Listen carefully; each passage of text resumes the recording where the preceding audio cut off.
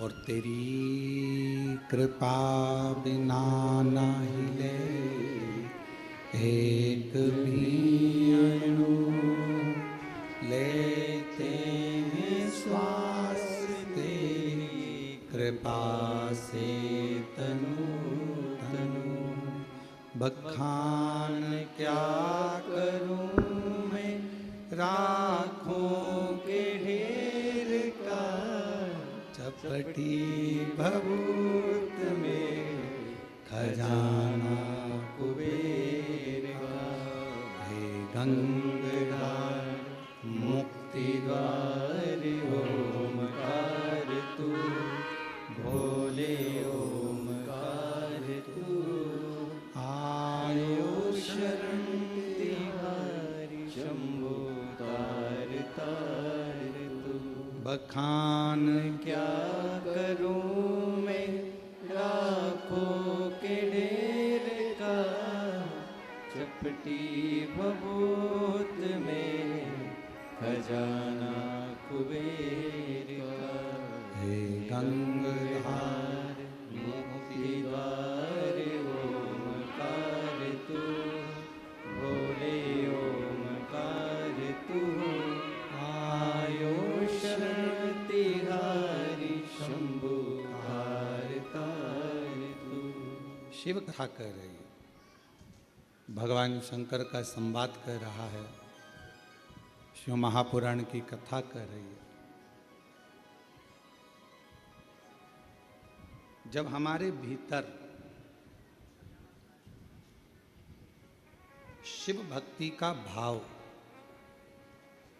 भगवान शंकर की आराधना का भाव प्रकट होता है, तब समझें कि जिंदगी जो मानव की देह मिली है, मानव का शरीर मिला है, वो सार्थक हुआ। जैसे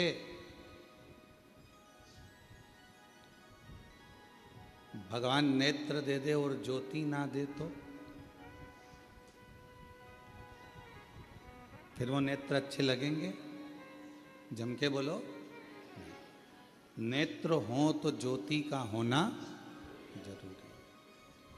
मुख हो, जिह्वा हो तो वाणी का होना जरूरी। श्रवण है, कान है तो श्रवण शक्ति का होना जरूरी। पाँव दे तो पाँव में चलने की सामर्थ्यता दे, उसका होना जरूरी। हाथों में सेवा का भाव, बल होना जरूरी। उसी तरह जैसे नेत्र दिए परमात्मा ने और ज्योति ना दे तो वो नेत्र किसी काम के नहीं। कान दिए परमात्मा ने और उसमें श्रवण शक्ति ना दे तो वो कान किसी काम के नहीं। मुख दिया परमात्मा ने और वाणी ना दे तो वो मुख किसी काम का नहीं। उसी तरह मानव का शरीर परमात्मा दे और उसमें शिव भक्ति ना दे तो समझ लेना ये मानव का शरीर भी किसी काम का नहीं। मानव का शरीर कब काम का है? जब वो शंकर भगवान की आराधना करे। मानव का शरीर कब काम का है? जब वो शिव जी की साधना करे।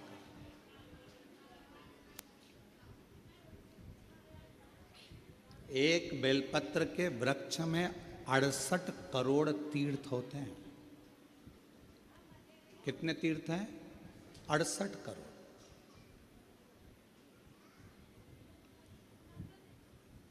एक बेलपत्र के वृक्ष के अंदर 68 करोड़ तीर्थ होते हैं। और जब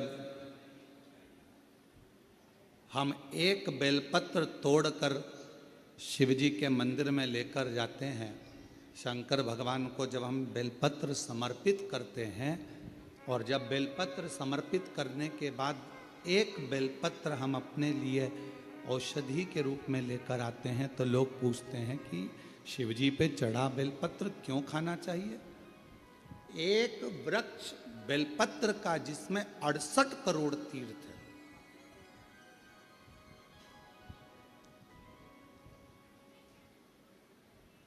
हम तो 68 करोड़ तीर्थ कभी नहीं गए, पर आप लोगों में से हो सकता है कि कोई होकर आया हो तो बात दूसरी, पर आज भी फुल कॉन्फिडेंस से कहते हैं कि हम एक बेलपत्र के वृक्ष की परिक्रमा करते हैं, उसके चरणों में जाते हैं और एक बेलपत्र उठाकर जब हम शिव जी को चढ़ाते हैं तो 68 करोड़ तीर्थ का पुण्य हमारे भाग्य में आ जाता है।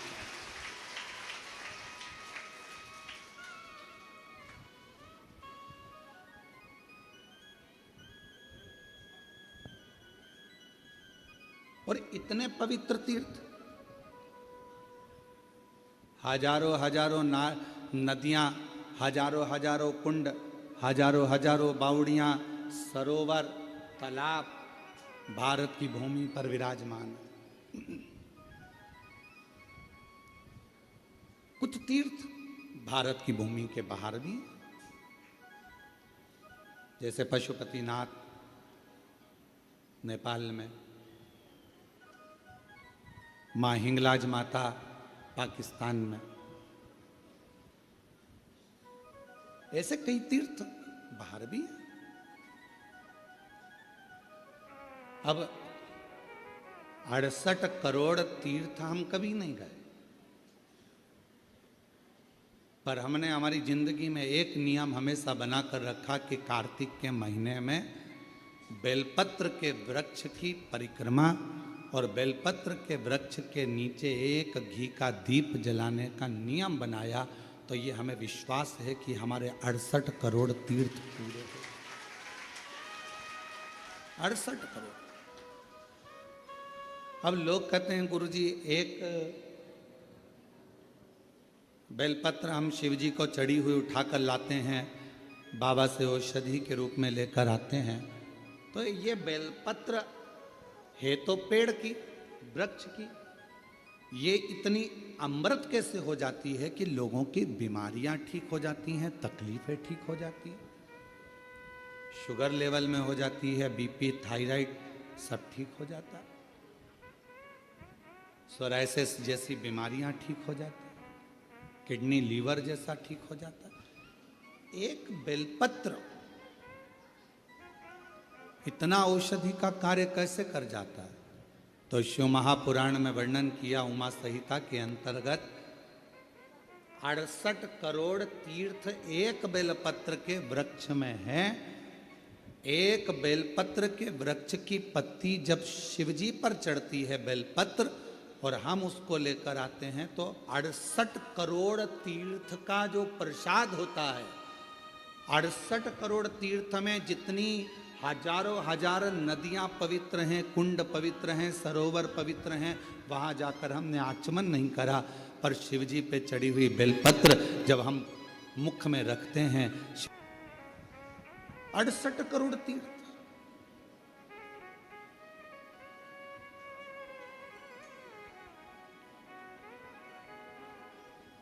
आप सभी के स्मरण में होगा,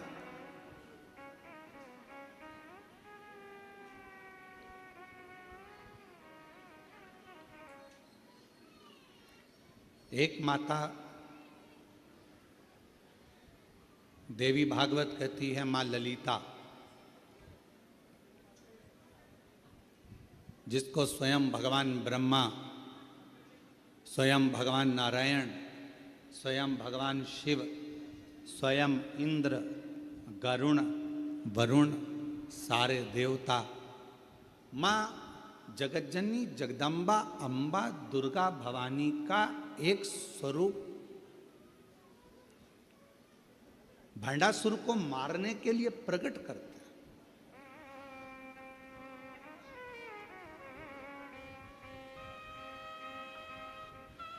और काय से प्रकट किया? मां ललिता अम्बा को कैसे प्रकट कर लिया? तो कहा मां ललिता अम्बा को प्रकट करने के लिए भगवान नारायण ने बेलपत्र के वृक्ष की छांव में तप किया हजारों वर्ष तक। ब्रह्मा जी ने साधना करी हजारों वर्ष तक बेलपत्र के वृक्ष की छांव में। इंद्रदेव ने तप किया हजारों वर्ष तक बेलपत्र के वृक्ष की छांव में। आज इस व्यासपीठ से हम कहें आप सभी को, जितने भी श्रोता श्रवण कर रहे हैं कथा को ऑनलाइन, आस्था चैनल पर, फेसबुक, यूट्यूब पर या बाबा कुबेर भंडारी की इस भूमि पर, जब भी आपका कोई भी तीज त्यौहार पड़े, आपके घर में कोई भी त्यौहार आवे, आपके घर में कोई भी उत्सव आवे, आपके घर में बच्चों का जन्मदिन आवे, आपकी शादी की सालगिरह आवे, आपके घर में कोई भी विवाह आवे, आपके घर में कोई भी अच्छा कार्य हो, कोई त्यौहार आ गया, दिवाली आ गई, दशहरा आ गया, कोई नवरात्रि आ गई, गणेश चतुर्थी आ गई, चतुर्थी आई, छठ आई, कोई भी व्रत आपका पवित्र कोई उत्सव आया, तो एक काम जरूर करा करो, बेलपत्र के वृक्ष के नीचे जाकर एक घी का दीपक लगाया करो और श्री शिवाय नमस्तुभ्यम जरूर बोला करो, फल दो। एक घृत का दीप बेलपत्र के वृक्ष के नीचे अगर आप एक क्षण के लिए भी बैठे हो तो वो फल देगा।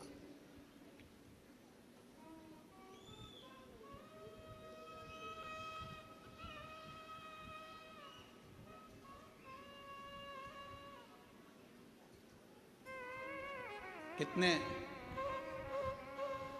ये सामने जो बगीची दिखती है आपको, जो अभी बन रही है, उसमें कई मेरी माताओं ने, कई मेरी जीजियों ने, उसमें अगर कोई बांस लगा है या कचरा पड़ा है तो माताएं उसको साफ कर देती हैं और बेलपत्र के पौधे को वहाँ रखी है। बेलपत्र के पौधे को उन्होंने वहाँ लगाया है। और कई माता ऐसी आती है कि वो बेलपत्र, इतने सारे बेलपत्र के पौधे लगे हैं और माताएं उस बेलपत्र के पौधे में कोई कचरा है, कोई दुर्वा लगी है, कोई घास लगा है, कोई बेकार पौधा लगा है तो उसको साफ कर देती हैं और उसमें जल डालकर उसकी परिक्रमा कर कर चली जाती हैं।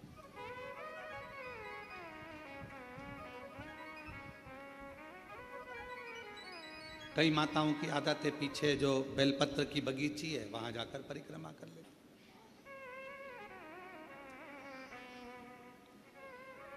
एक बेलपत्र के वृक्ष के अंदर 68 करोड़ तीर्थ विराजमान है और वह 68 करोड़ तीर्थ का फल हम जब भगवान शंकर, यहां तक कहा,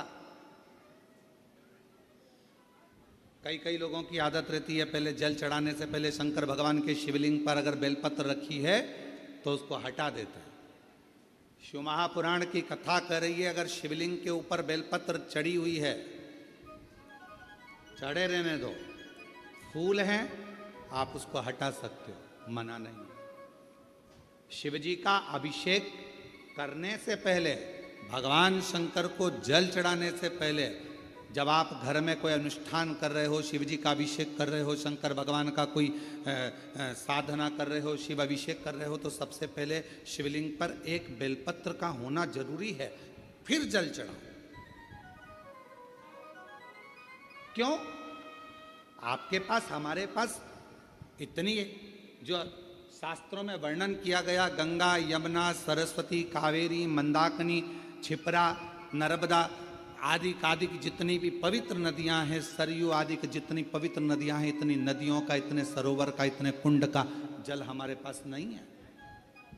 हमारे पास इतना जल नहीं है। हो सकता है आपके पास हो, पर हमारे पास नहीं। 26,000 नदियां भारत की भूमि पर अविरल बहती हैं, पवित्र नदियां 26,000 नदियां बहती हैं। अब मुझे तो नहीं लगता कि 26,000 नदियों का जल तुम्हारे घर पर होगा।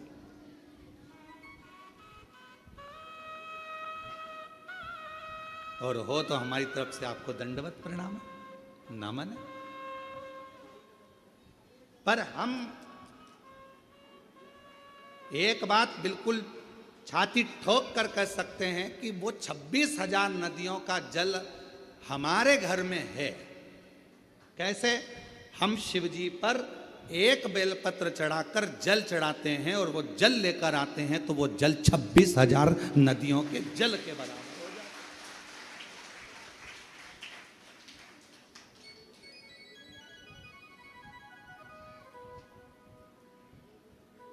अब ये और अब आप छाती ठोक कर आप भी कह सकते हो हमारे यहाँ भी 26,000 नदियों का जल है महाराज। ओ सीवर वाले महाराज, तुम्हें क्या मालूम है, हमारे यहाँ भी 26,000 नदियों का जल आता है। शिव जी पे बेलपत्र चढ़ी रहती है, हम जल चढ़ाते हैं, वो पानी जब हम थोड़ा सा झेल कर लाते हैं, आचमन करते हैं, घर पर छींटते हैं, वो 26,000 नदियों का जल हमारे को पवित्र कर देता है। पवित्र।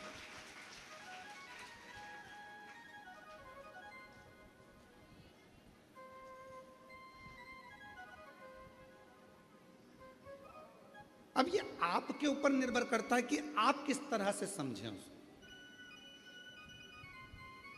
आप शिव जी को प्राप्त करना, भगवान शंकर को प्राप्त करने का सबसे सुंदर तरीका है कि शंकर को हर रूप में देखो, हर स्वरूप।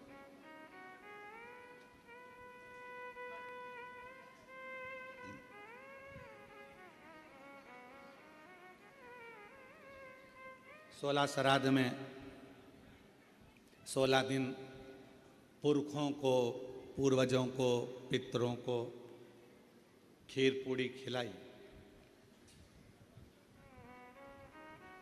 नवरात्रे में 9 दिन छोटी छोटी कन्याओं को खीर पूड़ी हलवा खिलाए, ठीक है।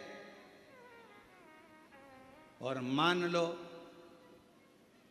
घर में कोई बुजुर्ग बैठा हुआ है, घर में कोई बूढ़ी माँ बैठी है, घर में बूढ़ा बाप बैठा है, और हम उसको कुछ ना दें तो वो श्रेष्ठता का।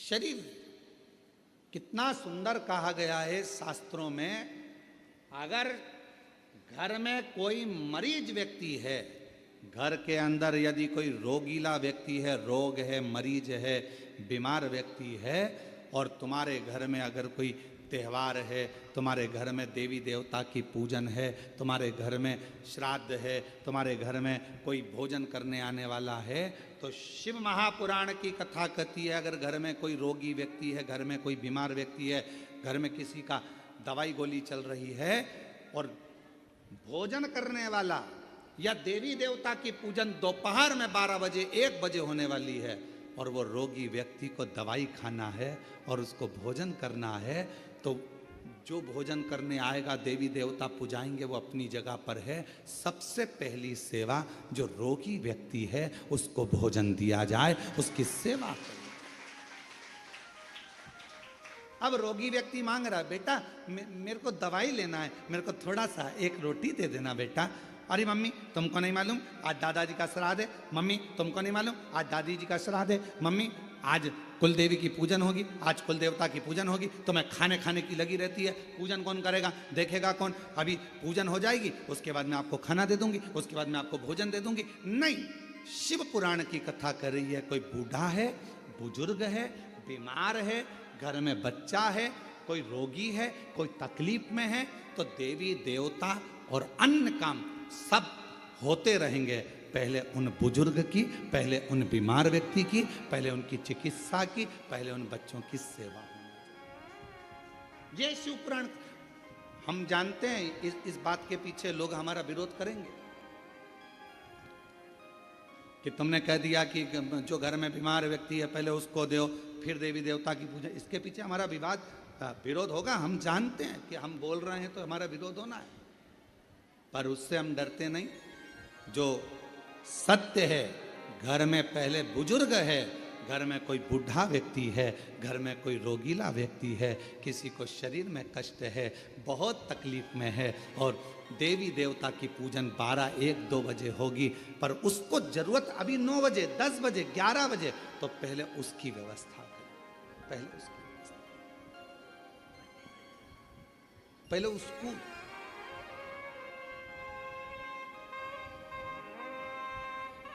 और ना जाने किस वेश में नारायण मिल जाएगा, निर्मल मन के भीतर से वह राम के दर्शन पाएगा। ना जाने किस रूप में आकर नारायण मिल जाएगा, निर्मल मल के दर्पण में स्वः राम के दर्शन पाएगा। पता नहीं किस रूप में आकर नारायण मिल जाएगा। निर्मल मल के दर्पण से वह राम के दर्शन पाएगा। आपके भाव की शुद्धता। अब एक बात आपसे पूछें, उत्तर दीजिए। कोई बीमार व्यक्ति घर में तुमसे रोटी मांग रहा है और तुम देवी देवता का पूजन करते रहो तो भगवान प्रसन्न होगा? बोलो तो जम के। पहले उसको दीजिए, औषधि उसको दीजिए, भोजन उसको दीजिए, फिर दूसरा।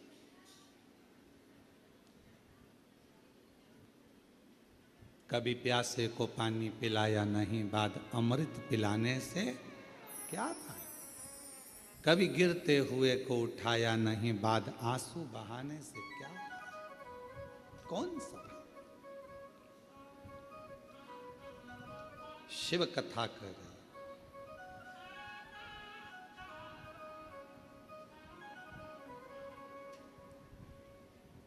एक देवी, श्रीमद् देवी भागवत का ये चरित्र कहता है, एक देवी माँ ललिता अम्बा, एक ऐसी माँ जगत जननी जगदम्बा अम्बा दुर्गा भवानी, माँ ललिता अम्बा, माँ ललिता देवी, माँ जगदम्बा, ऐसी जगदम्बा जिनको प्रकट करने के लिए स्वयं भगवान विष्णु बेलपत्र की छांव में बैठते हैं, जिनको प्रकट करने के लिए स्वयं ब्रह्मदेव बेलपत्र की छांव में बैठते हैं, जिनको प्रकट करने के लिए स्वयं इंद्र बेलपत्र की छांव में बैठते हैं। बल बढ़ता।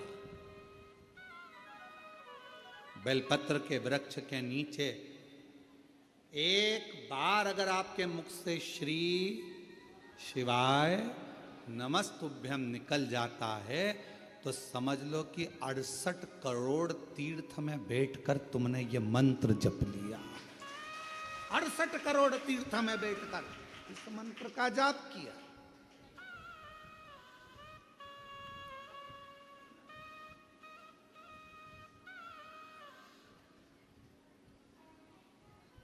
और मानो तो गंगा माहू, ना मानो तो बहता पानी। आप मानो तो शिव है, आप मानो तो जगत जननी जगदम्बा है, आप मानो तो आद्य शक्ति माँ दुर्गा है, आप मानो तो शिव की स्तुति है, आप मानो तो कुबेरेश्वर धाम के कंकर में शंकर है। और अगर नहीं मानो तो अपनी मर्जी। आपने माना वो मिला।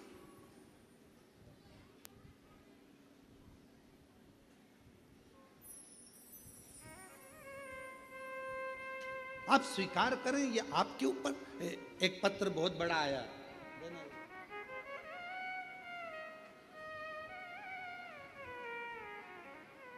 अब पत्र बहुत बड़ा है, देखिए जरा हो।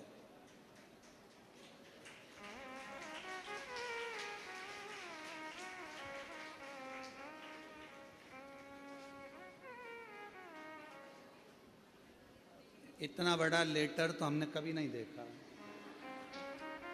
अब इस पत्र को पढ़ें, थोड़ा ऐसा हो।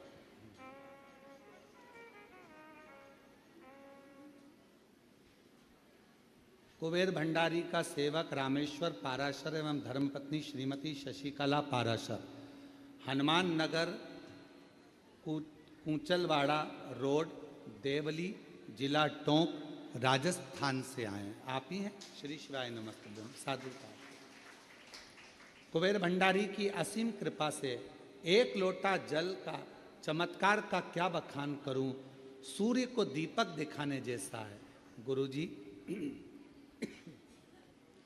मैं एक बिलपत्र का पौधा 25 वर्ष पहले मकान के पास वाले प्लाट में लगाया था। तब मैं बहुत परेशानी में था, तन मन धन से दुखी था। मैं एवं मेरी धर्म पत्नी विगत 2021 से शिव महापुराण की कथा आपके श्रीमुख से ऑनलाइन प्रतिदिन सुनती है। मैं और मेरी पत्नी 4 बार कुबेरेश्वर धाम के दर्शन पूजन करने आए थे। 13 जुलाई 2025 को भी पूजा कर कुबेर भंडारी से अर्जी लगाई थी। विगत 30 वर्ष 1995 से 2025 में प्रॉपर्टी का कार्य पार्टनर के द्वारा धोखा दिया गया। 45 प्लाट मैंने बेच दिए, पार्टनर की नीयत खराब हो गई और रजिस्ट्री नहीं कराई गई। अंत में कुबेर भंडारी की अर्जी लगाने के बाद इसी बीच पार्टनर का देहांत हो गया। रजिस्ट्री के लिए लड़के को बोला पर उसने मना कर दिया। जब लोगों के पैसे लेकर तकलीफ, अंत में कुबेर भंडारी पर अर्जी लगाई, बीच में पार्टनर का देहांत हो गया।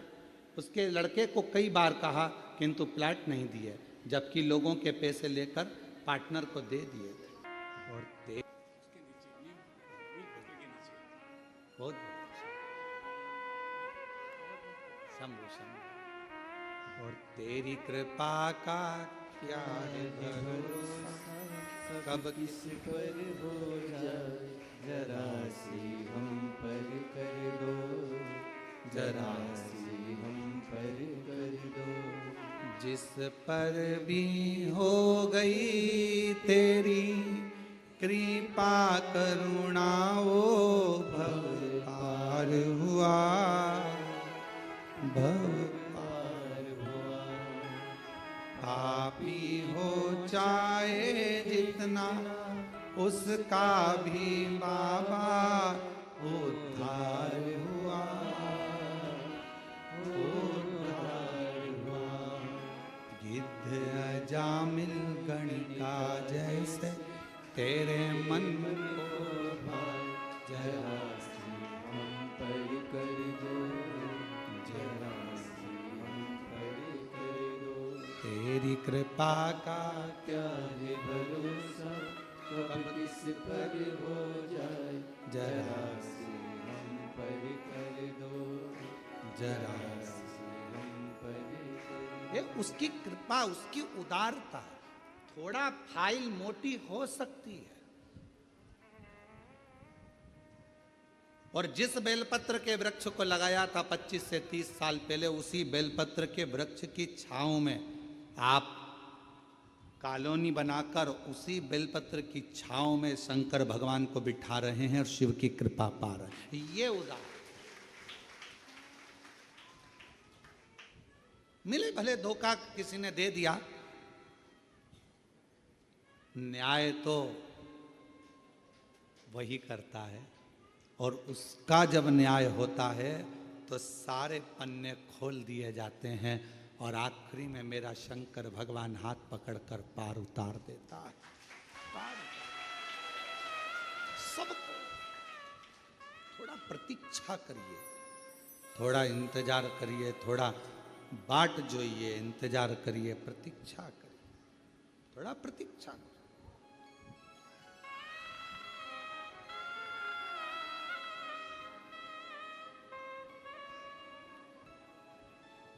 आज फिर आप लोगों से कहेंगे, जब कोई दुख आए ना, कोई तकलीफ आए, कोई कष्ट आए, बहुत बड़ी समस्या में घिर गए हो, बहुत तकलीफ में हो, उल्टे हाथ की हथेली पर बेलपत्र सीधे हाथ से उस पर रखकर शिव का स्मरण करिए, शंकर को याद करिए। श्री शिवाय नमस्तुभ्यं, श्री शिवाय नमस्तुभ्यं। सीधे हाथ में बेलपत्र लेकर बाबा को प्रार्थना कर कर शिवलिंग पर समर्पित कर दीजिए। एक लोटा जल शिव को चढ़ाओ, प्रार्थना करो, विनय करो।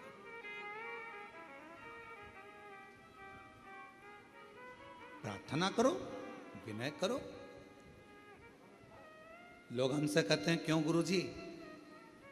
बहुत लोग तप करते हैं, साधना करते हैं, आराधना करते हैं, व्रत करते हैं, उपवास करते हैं, कोई नग्न पैर रहता है, कोई कुछ करता है, कोई कुछ करता है। पूरे नवरात्रे लोग साधना में, तप में लगे रहते हैं। आप क्या करते हो? हम एक ही काम करते हैं, शिव जी के उस पवित्र बेलपत्र के वृक्ष के नीचे बैठकर श्री शिवाय नमस्तुभ्यं, श्री शिवाय नमस्तुभ्यं, एक ही। और जहां जहां बेलपत्र के वृक्ष लगे हैं, 11 बेलपत्र के वृक्ष के नीचे जाते हैं, झाड़ू लगाते हैं, साफ करते हैं, जल चढ़ाते हैं, बेलपत्र के वृक्ष के नीचे झाड़ू पोछा कर आ जाते हैं, उसको झाड़ू लगा कर आ जाते। ये भी हमारा व्रत है, यही हमारी साधना, यही हमारा तप है। नवरात्रे में माँ जगत जननी दुर्गा भवानी, माँ आद्य शक्ति, माँ भवानी, माँ जगदम्बा, माँ ललिता, माँ कुष्मांडा, माँ स्कंदा, माँ कालरात्रि, माँ जगत जननी बेलपत्र के वृक्ष में 64 योगनियां देवियां सब विराजमान, उस बेलपत्र के नीचे जल चढ़ाकर सबका आशीर्वाद प्राप्त कर। उस बेल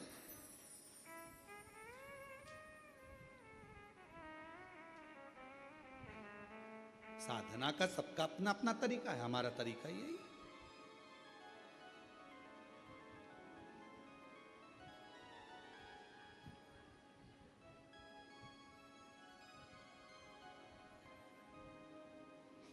नहीं जा सको जो सारे तीरथ, नहीं जा सको जो सारे तीरथ, बेल पत्र के वृक्ष के नीचे चले आना, सारे तीर्थों का फल अपने आप प्राप्त हो जाए।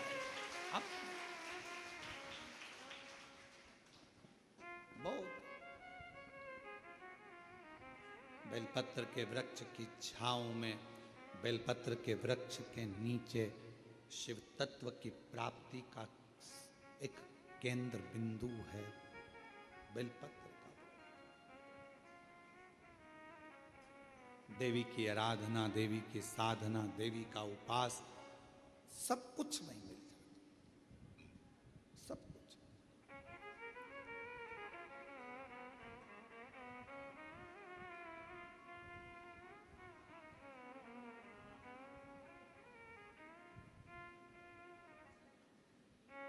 बस नहीं जा सको जो सारे तीरथ, नहीं जा सको जो सारे तीरथ, माँ के चरणों में आ जाना, भक्तों जल्दी जल्दी आना, माँ के चरणों में आ जाना, भक्तों जल्दी।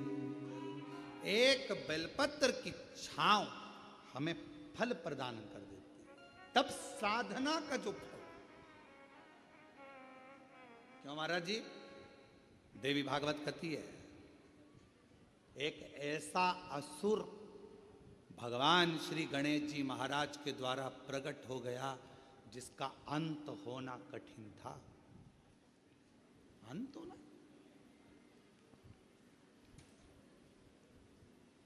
वो भंडासुर को कौन मारता? भंडासुर का अंत कौन करता?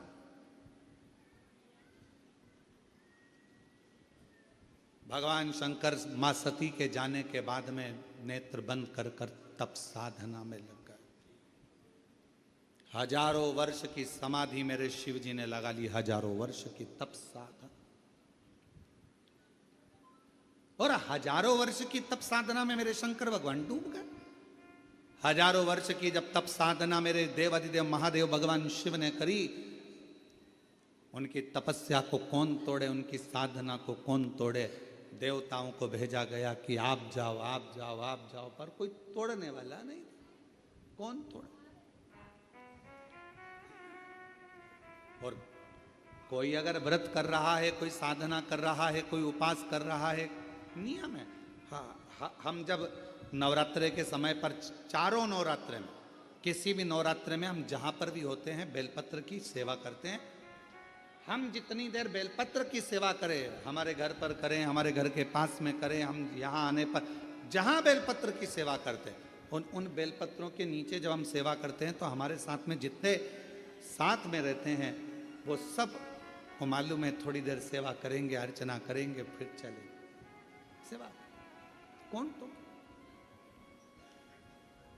कोई उपास कर रहा है, अपनी मर्जी से कर रहा है, आपको नहीं तोड़वाना। कोई साधना में डूबा है, नेत्र बंद कर कर बैठा है, उसको बैठने दो, अपने को क्या करना। किसी का मन भगवान शंकर के मंदिर में एक लोटा जल चढ़ाने में लगा है, आप उसे चढ़ाने दो। किसी का मन श्री शिवाय नमस्तुभ्यम बोलने में लगा है, उसको बोलने दो। तुम्हें क्यों बुरा लगना कि ये श्री शिवाय नमस्तुभ्यम मत बोलो, ये वाला मंत्र बोलो, वो वाला मंत्र बोलो। अरे कुछ भी बोले, उल्टा बोला, मरा मरा तो राम निकल गया और बाबा तर गए। मरा मरा बोला तो तर गए।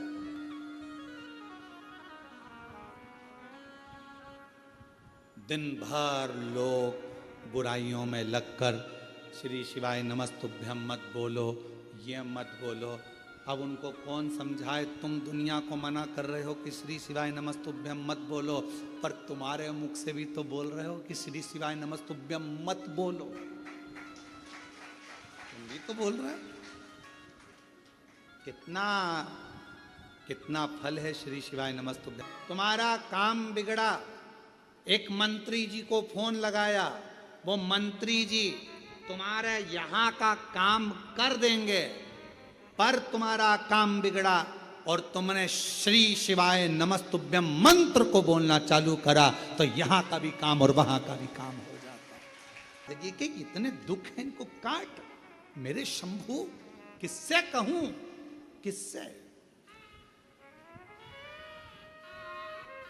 किसको जाकर बोलूं मैं?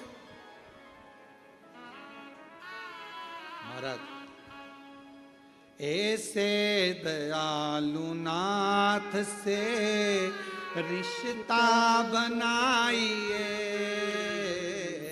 ऐसे दयालु नाथ से रिश्ता बनाइए, मिलता रहेगा आपको जो कुछ भी चाहिए, मिलता रहेगा आपको जो कुछ भी चाहिए।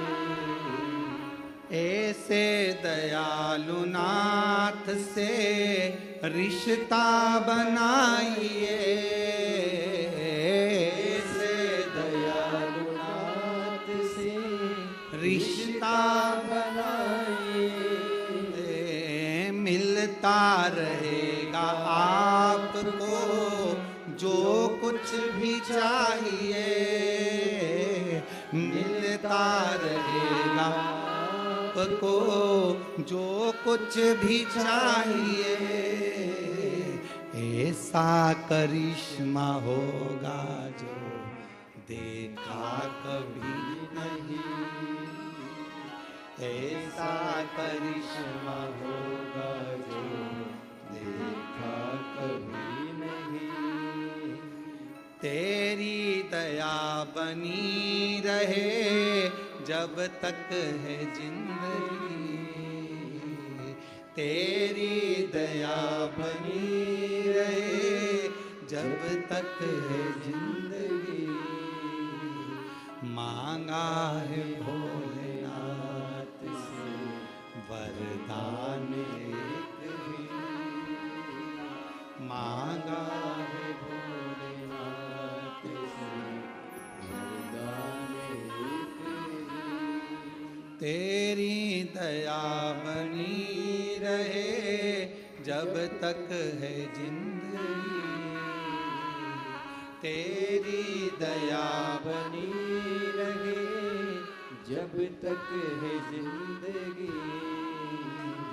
मांगा है भोलेनाथ से वरदान एक ही।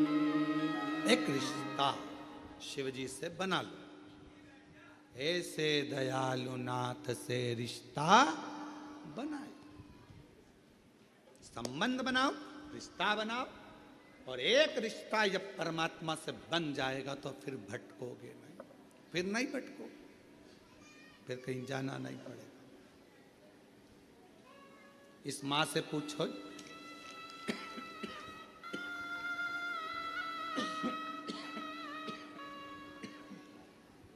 इस माँ से पूछो कौन कंपनी को होगा।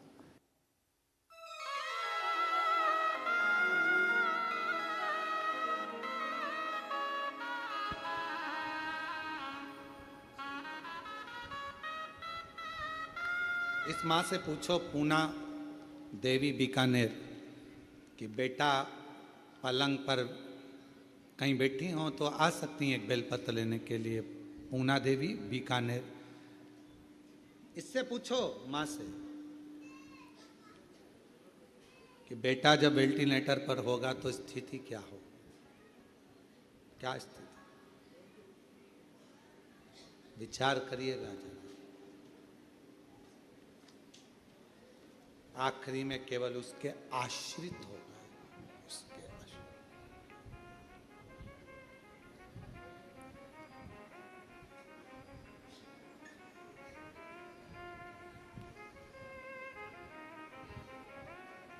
कौन आएगा, कौन साथ देगा,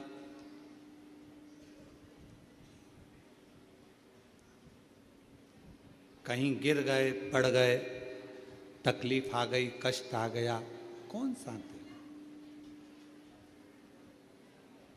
तुमने जो शंकर भगवान का नाम लिया है, मुख से श्री शिवाय नमस्तुभ्यम कहा है, वो तुम्हारे सामने होगा तुम्हारी दुख की घड़ी को काटने के, तुम्हारे तकलीफ को काटने के लिए, तुम्हारे कष्ट को काटने के लिए।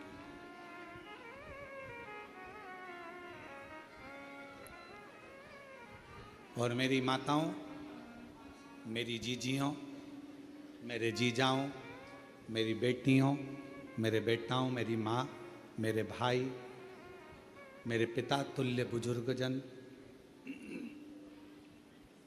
जितने आस्था चैनल पर कथा सुन रहे हो, जितना फेसबुक यूट्यूब पर कथा सुन रहे हो, ध्यान रखो,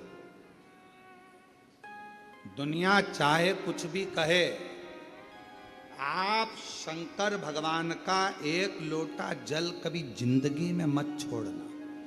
वो तुम्हें निभाए, वो तुम्हें निभाए।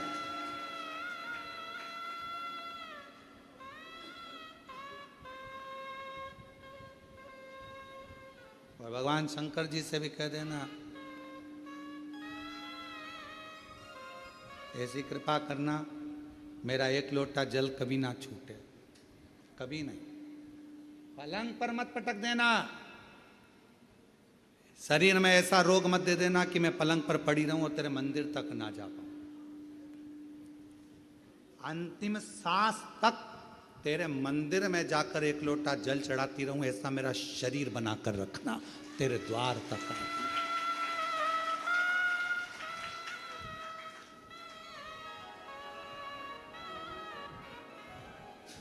एक बार हम महाराष्ट्र में कथा करने के लिए अभी परली बैजनाथ जी कृष्णेश्वर मंदिर गए, तो कृष्णेश्वर बाबा के यहाँ जब ऑनलाइन कथा चल रही थी, तो ऑनलाइन कथा जब कृष्णेश्वर बाबा के यहाँ चली तो वहाँ पर एक माता जी ने एक प्रश्न किया, बुजुर्ग थी बहुत, और उन्होंने प्रश्न करा, क्यों गुरुजी लोटा भर के जल भगवान शंकर को कब तक चढ़ाना चाहिए? हमने कहा जब तक तुम लोटे में नहीं भरा जाओ, जब तक चढ़ाते रहो। जिस दिन तुम्हें समेट के लोटे में भर दे, बस उस दिन जल समाप्त, सारी समस्या का हल, एक लोटा जल। और वो लोटा जल, समझ गए क्या तुम? वैसे तो तुम सब समझदार हो। चढ़ाते रहो, चढ़ाते रहो, भगवान के मंदिर तक जाते रहो। जिस दिन ये शरीर छूट जाएगा, आप भी लोटे के अंदर भरा जाओगे और गंगा जी के तट पर पहुंचकर गंगा में समा जाओगे।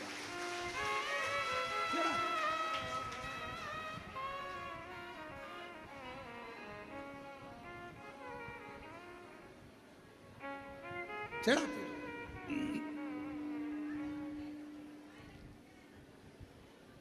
शिव पर आश्रित होकर। भंडासुर एक ऐसा असुर हुआ, भंडासुर एक ऐसा असुर हुआ। भगवान देव अधिदेव महादेव तप साधना में लगे थे। इनको कौन समाधि को तोड़ेगा, कौन तप को तोड़ेगा, कौन समाधि तोड़ेगा, कौन तप को तोड़ेगा, कौन तोड़े समाधि को, कौन तोड़े भगवान शंकर की समाधि को, कोई सामने नहीं आया। तब आखिरी में सारे देवताओं ने मिलकर कामदेव जी से कहा कि तुम जाकर समाधि को तोड़ो।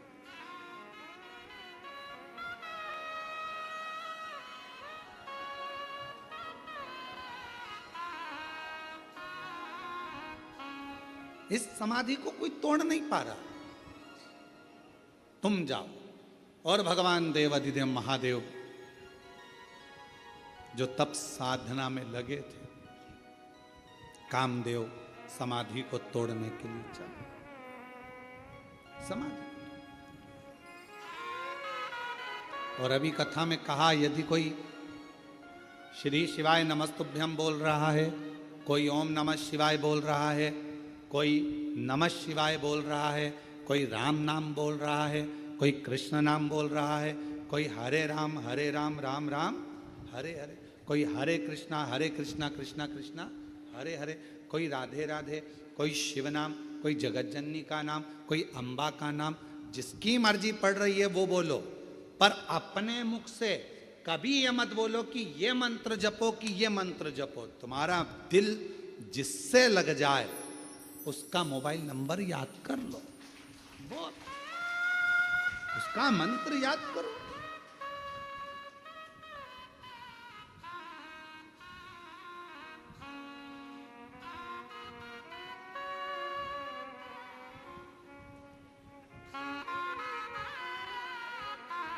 आप नंबर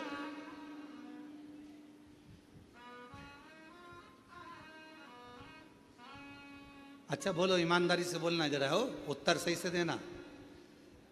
तुम्हारे मोबाइल में इतने सारे नंबर तुम लोगों ने सेव करके रखे हैं, किसी का भी नंबर तुम्हें याद है? केवल एक का याद है, एक तुम्हारे पापा का, मम्मी का, और पत्नी को पति का, और पति को पत्नी का। यहां तक नंदों का भी नंबर भूल गए, यहां तक मामा जी, मौसा जी, मौसी जी, काका जी, काकी जी, सब का नंबर भूल गए। पर जो नंबर तुमसे स्नेह से जुड़ा हुआ है वो नंबर तुम कभी नहीं भूले। मोबाइल खो गया तो भी नंबर याद है। कहीं एसटीडी पर जाओगे, फोन लगाओगे, क्यों, किसका है, तू कहां से बोल रही है? अरे मैं कुबेरेश्वर धाम आई थी, तो मोबाइल ना जाने कहां चले गया, तो मैंने एसटीडी से फोन लगाया है। अच्छा हाँ, तुझे मेरा नंबर याद था? पति खुश होकर बोला, तुझे मेरा नंबर याद था? पत्नी बोली, तुम्हारा ही तो याद है, बाकी का किसी का याद नहीं था। किसको फोन लगाऊं, फोन नहीं मिल रहा, मेरा नंबर, मेरा मोबाइल नहीं मिल रहा, मोबाइल नहीं मिल रहा। और पत्नी बेचारी बस कहने लगी, नंबर याद था, बस तुमको पति का नंबर याद था। पति खुश हो गया और तुरंत उसने कहा, तू चिंता मत कर, मैं बाइक लेकर, गाड़ी लेकर अभी निकलता हूं। रोना नहीं, मैं बैठी मिलना। आ रहा कुबेरेश्वर धाम पर, और आया तुरंत टिकट विकेट कटा के, और दूसरे तीसरे दिन तो यहां पहुंच गया। बस नंबर याद था तो वो खुश होकर तुम्हें लेने के लिए आ गया, और उसका नंबर याद है तो वो भी खुश होकर तुम्हें लेने के लिए आ गया। नंबर याद, और उसका एक ही नंबर है, श्री शिवाय नमस्तु, श्री शिवाय नमस्तु। उसका नंबर याद रखो, नंबर गुनगुनाते। अपने बच्चों को भी बता दो, ये नंबर याद रख लेना। अपने घर के बच्चों को भी कह दो, ये नंबर मत भूल जाना, ये नंबर याद रखना, ये नंबर बहुत काम का है। जब जब तकलीफ आए याद करना, नंबर तुरंत डायल कर देना, आएगा, संभाल, भूल मत जाना।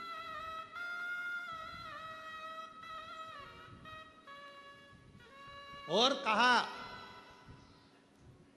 मान लो नंबर याद नहीं रहे। कुंभ के मेले में गए,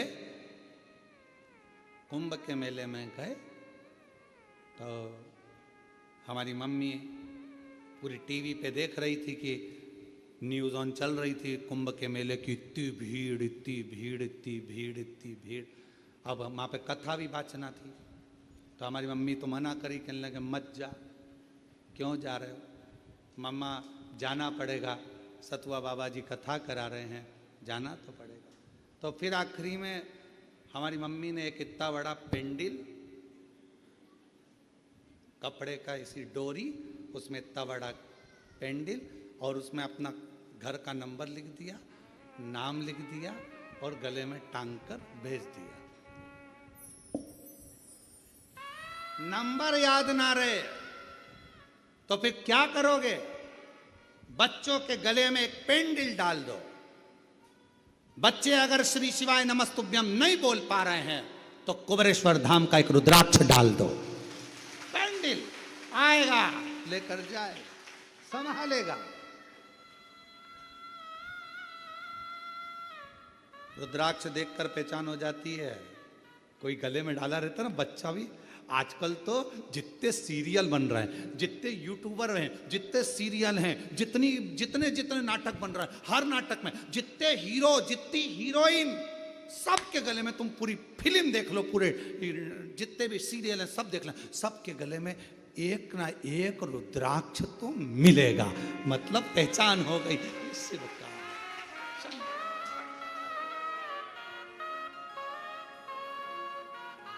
और कोई हमको किसी का अगर वो वीडियो भी दिखाता है तो हम कुछ नहीं देखते, हम ये देखते हैं गले में रुद्राक्ष पहना कि नहीं पहना, रुद्राक्ष पहनी कि नहीं पहनी। पहचान में आना चाहिए शंकर का है, आईडी डली है रुद्राक्ष, मतलब शंकर का है। और अंत समय प्रभु आना पड़ेगा, वचन दिया तो निभाना पड़ेगा। आए ना आए प्रभु कुटुंब कभी ना, अंत समय प्रभु आना पड़ेगा। अब ये पत्र देखिए, एक पत्र में लिखा, मेरा नाम चंद्रा पोपटानी, आकोला महाराष्ट्र से आई हूँ। कहीं बैठी हो तो हाथ हिला सकती हैं जिन्होंने ये पत्र लिखा, और अगर कहीं बैठी हो तो पीछे से आकर एक बेलपत्र ले सकती हैं। मेरा नाम चंद्रा पोपटानी, आकोला महाराष्ट्र से हूँ। मेरा मोबाइल नंबर ये है। गुरुदेव, मैं बचपन से भोले बाबा पर विश्वास करती थी, मंदिर जाती, लेकिन विवाह के पश्चात घर गृहस्थी में भोले बाबा को भूल गई। वैसे तो ये सब चीज़ें सबके साथ हुई है। बचपन में शंकर जी से बहुत प्रेम रहा। मम्मी सोमवार व्रत करती थी तो तुम भी करते, सोमवार से बड़ा स्नेह था। सावन महीने में जाते। शादी होने के बाद परिवार में मैं घिर गई तो शंकर जी को भूल गई। अब मेरी उम्र हो गई 65 की, बहुत लंबा टाइम भूली। अब मेरी उम्र हो गई 65 की। अब मेरे दोनों पाँव में इतना दर्द होने लगा गुरुजी, पूछो मत। डॉक्टर बोले कि ऑपरेशन कराओ, कोई कुछ बोले, कोई कुछ बोले, सब जगह दिखाया ही पर पाँव का दर्द दोनों बंद ही नहीं। अब इतनी अवस्था में तो हो सकता है पाँव में तकलीफ, 65 की पाँव में तकलीफ। अचानक से टीवी चलाते चलाते 2024 में तुम दिख गए। अचानक से दिखता है सियोर वाला महाराज, अचानक से तुम दिख गए। श्रावण का महीना चालू था और आपने कह दिया कि शंकर जी पे चढ़ा हुआ जल पियो। मैंने वही काम चालू कर दिया। इतने साल के बाद शंकर जी से फिर प्रेम हो गया। इतने साल जब मुख में सोफा सेट नहीं, शरीर काम कर, तब शिव से प्रेम। अब शंकर कोई उम्र देखे?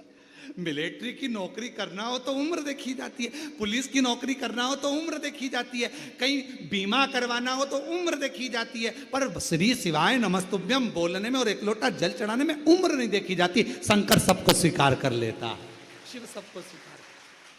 मंदिर जाने लगी, लोटा भर के जल चढ़ाने लगी। शिव जी के मंदिर जाती, लोटा भर जल चढ़ाती, बेलपत्र खाती। आज शंकर भगवान की कृपा से मेरे दोनों पांव ठीक हो गए, इसलिए बाबा को प्रणाम करने के लिए आई, शिव जी को नमन कर। एक लाइन अच्छी लिखी है, अपन भी गुनगुना लेते। कोई पिछले जन्म के अच्छे कर्म मुझे बाबा तेरा साथ मिला, पिछले जन्म के अच्छे कर्म मुझे बाबा तेरा साथ मिला। जहाँ सारी दुनिया झुकती है, जहाँ सारी दुनिया झुकती है, मुझे वो आली दरबार मिला, दरबार मिला। कोई पिछले जन्म के अच्छे कर्म मुझे बाबा तेरा साथ मिला। शिव जी के मंदिर जाने लगी, जल चढ़ाने लगी, शंकर जी को भजने लगी, मेरे बाबा का चढ़ा हुआ जल पीने लगी। बाबा ने मेरे पांव ठीक कर। आइए।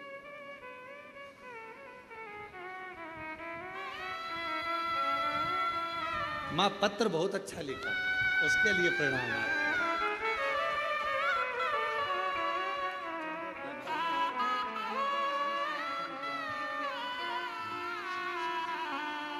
स्वस्थ रहिए शिव। अब माँ के पांव पूरे अच्छे हो गए हो, बड़ी प्रसन्नता से आनंद से आएगा। और जोरदार ताली बजाओ, साथ शंभु हर हर। माँ कह रही है उसके बाद तो मंदिर का जल पीना चालू करा, उसके बाद तो दर्द ही नहीं हुआ, पांव पूरे ठीक। शिव कृपा।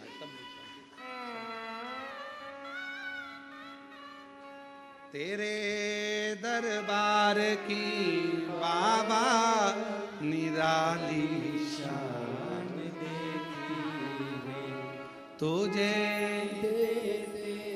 नहीं देखा पर झोली भरी मुख दुनिया मोड़े बाबा तू मुखड़ा, मुख दुनिया मोड़े बाबा तू मुखड़ा, मेरी लगी बड़ी बाबा तू उससे प्रार्थना, उससे विनय। कोई कहे मंत्र ना बोलो तो कह देना ये तो हमारा नंबर है। कोई कहे एक लोटा जल चढ़ाकर मंदिर का जल मत पियो, कहना इसके बिना तो मैं रह नहीं सकती, ये तो मेरा आचमन है।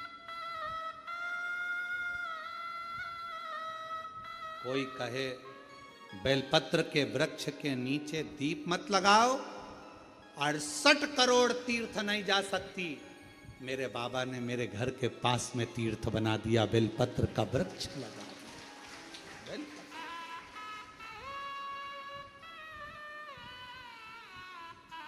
थोड़ी सेवा करा करो, बेलपत्र के वृक्ष के नीचे जाओ तो थोड़ा कचरा वचरा साफ करा करो। दिया वगैरह पड़ा हो तो उसको उठाकर एक साइड ले जाकर रख दिया करो। कचरा वगैरह हो रहा है तो साफ कर दो। बहुत फल है महाराज, बहुत। एक साथ इतने तीर्थों को साफ करना कितना पुण्य।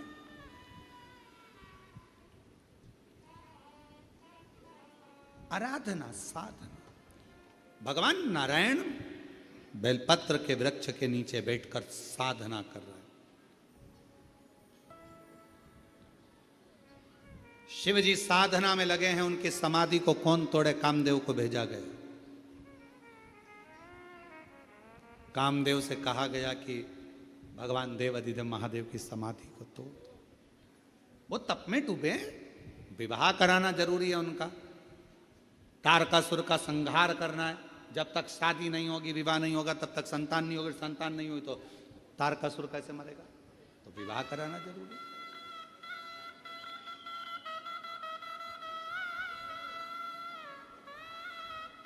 बहुत जरूरी। और धीमा बजाओ भोलानाथ डमरू, धीमा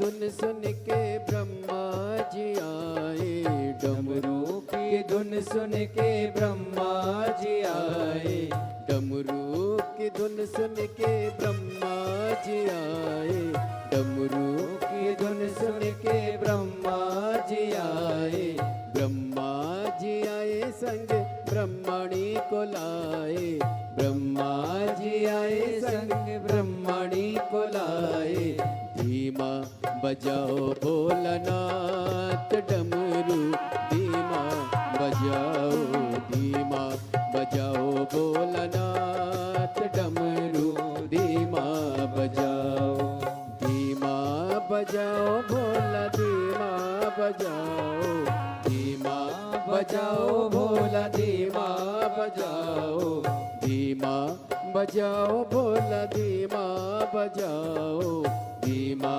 बजाओ भोला, धीमा बजाओ, धीमा बजाओ भोलानाथ डमरू, धीमा बजाओ, धीमा बजाओ भोलानाथ डमरू, धीमा बजाओ।